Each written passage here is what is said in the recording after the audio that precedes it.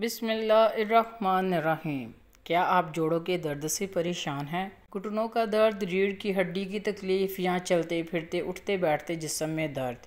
आज हम आपको एक नहायत आसान और मौसर वजीफ़ा बताते हैं जो इंशाअल्लाह आपके दर्द को कम करेगा। अगर रीढ़ की हड्डी, घुटनों या जिस्म के जोड़ों में दर्द हो तो दिन भर चलते फिरते उठते बैठते ये कलमात पढ़ते रहें।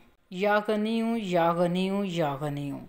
ये इसम मुबारक अल्लाह ताला का है, इसमें कोई शक नहीं और इसके पढ़ने से बड़ी बरकत है। माहिरीन दीन के मुताबिक अगर आप इसको आदत बना लें तो इंशाअल्लाह जोड़ों का दर्द ख़त्म हो जाएगा।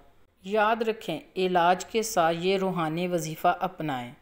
अल्लाह से दुआ करें क्योंकि शिफा उसी के हाथ में है। वजीफ़ा याद रखें, या गनी हूँ, या गनी हूँ, या गनी हूँ। ये बात ज़रूर दूसरों तक पहुँचाएँ ताकि वो भी फ़ायदा उठा सकें।